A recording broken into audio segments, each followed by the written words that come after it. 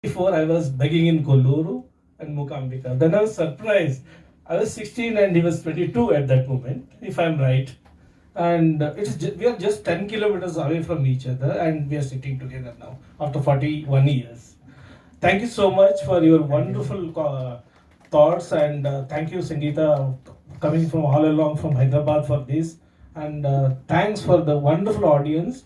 And now the floor is open for the questions, and questions should be asked only for both of them.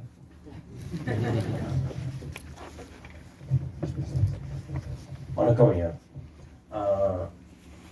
The first question that I want to ask you is that you mentioned that writing in Tamil is not very lucrative, and that really is disheartening to me as a Tamilian.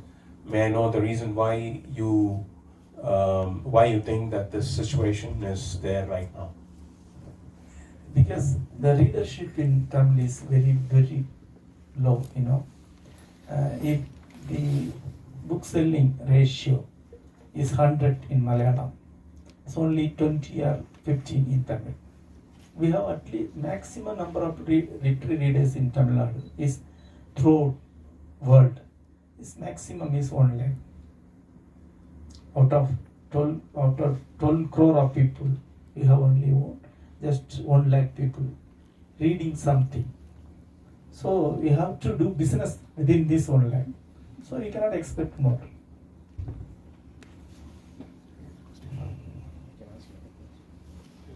See, if you are living in a Tamil society, you can never meet another literary reader in your whole life. Really, you have to create your own circle, then only you can find another reader. Thank you for a wonderful session, everybody. And Jaymohan sir, I have a question from when you were writing this book in Tamil, you were writing big novels. You had written Vishnupuram and Pinthodarum Nizhampuril. You were writing criticism. So you were writing very literary, heavy work. And Malayalam is your mother tongue, but you were writing all this in Tamil. But when you were writing the memoir, you wrote it in Malayalam, which is your mother tongue.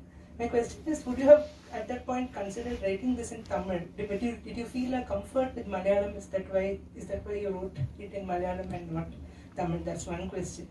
The second question has to do with the observations in the book about the matriarchal society in Kerala slowly becoming a patriarchal society. An observation that a lot of my Malayali friends tell me is that Kerala society today is very, very patriarchal. I don't know what Sangeeta feels about that. Is that true that there is this shift has really happened? Is there still elements of matriarchy in the Kerala society today? And personally, sir, do you feel that there is elements of patriarchy in you, and what do you want to do with it? Do you want to continue being in your father's footsteps, or do you think that is something personally one should grapple with? These are my The first thing is, there is an interesting idea. You have to think about it, because it is like this: limitation creates novelty in art.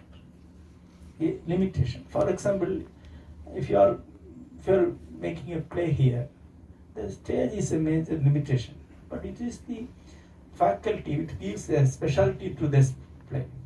So like that, art is actually created by limitations. I am very proficient in Tamil. You know that. I can easily handle any kind of nuances in Tamil. I know the Sangam literature Tamil very well, but I am not well versed in Malayalam. So while I am writing in Malayalam, that limitation created a separate style for me.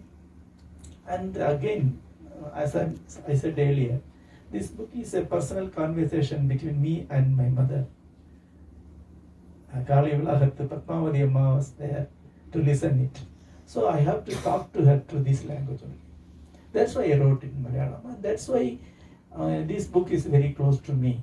And another one book, Nedumbadiyara, this book is very close to me because I wrote it in a very private language with a lot of limitations.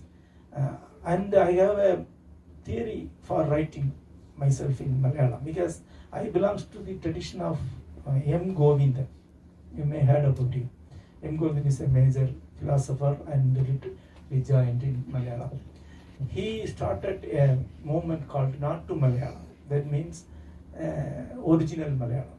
The Malayalam without Sanskrit or minimum Sanskrit. So I am a great follower of M. Govindan. Arturo Yurma is a close assistant and read and student of M. Govindan, and I am a student of Arturo Yurma. That's why I followed that way. So I never used much Sanskrit words in the text, and I used a lot of regional South Travancore words which I cannot use in Tamil. I used in Malayalam.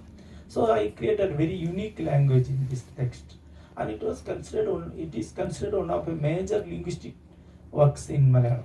Still, a lot of writers used to write about the style of this work, and actually, you may have heard about this. These articles are made into a movie in Malayalam. Ozhimozhi. My friend Madhubal directed the movie, and I wrote the script for that movie. So that's the reason I wrote it in Malayalam. So if I wrote it in Tamil, sometimes it may be more classical and elaborate and detailed, and I don't know what it will miss. Sometimes the personal talk with the mother may miss in Malayalam. And another thing about the patriarchal system, yes, there is a great shift in Kerala's culture starting from 1952, and it ends at the introduction of Hindu Code Bill by Ambedkar. After that, the matriarchal system is legally abolished. So there is no matriarchal system there in Kerala. And after the abolition of matriarchal system, another system emerged naturally, that is patriarchal system, because men has to earn money, and they considered as the head of families, and men has to prove themselves as men. That's the problem of my father also. Naturally, they become patriarchs, but there's a great difference between Malayalam patriarch system and Tamil patriarch system. There's a great difference. Majority of Malayalis even don't know about it. See, almost every Malayali woman has her own property with her, her own asset. She is actually inheriting her father's and her family asset. Nearly 75% of the family asset is inherited by woman. See that my sister. The almost 90% of the wealth earned by my father went to my sister. That's the system prevailing in Kerala now. So there is no matriarchal system, but still almost every Malayali woman is wealthy and she had her own property. Even the lowest level, she has some property there, but not in Tamil Nadu. Till 1984, in Tamil Nadu, woman has absolutely no family inheritance, absolutely no right on family asset, right? Only jewels or some money given by father is the only property she had. So I was witnessing a lot of women, Tamil women, being abandoned by husbands and suddenly became orphans. I saw daughters of millionaires started to work in street shops for living. So that's not possible in Kerala. So yes, there is patriarchal system there, but there's a tremendous difference. So I, as a son of Padmavati Amma, Salashi Amma, I always strongly advocate the system of matriarchal system, because in matriarchal system, there's very pleasant things are there. See, matriarchal systems is not there in Kerala, but I was visiting Sugata Kumari, Point Sugata Kumari. I dedicated one book to her. She was living with her three sisters in a single house. Hridaya Kumari, Sujata, and Sugata Kumari living. All of them are very old. They have their own children, husband, and grandchildren also. But their sisters live in the same house because they believe that sisters are a bunch of, so they can live. See, in Kerala, fights between women is very rare. I felt that after the pinnacle of sorrow and desperation and a kind of extreme loneliness, I felt that here I am. Being here is the only solid truth I can know. So there's nothing more than that. Existence is the most beautiful thing in this universe. So every day I am advocating, I am addressing a lot of people, advocating this thing. Celebrate the day, celebrate the moment. It's a great gift for us. And we are going to see Jay Mohan and maybe his new novel within, I think, August 8th, 9th and 10th.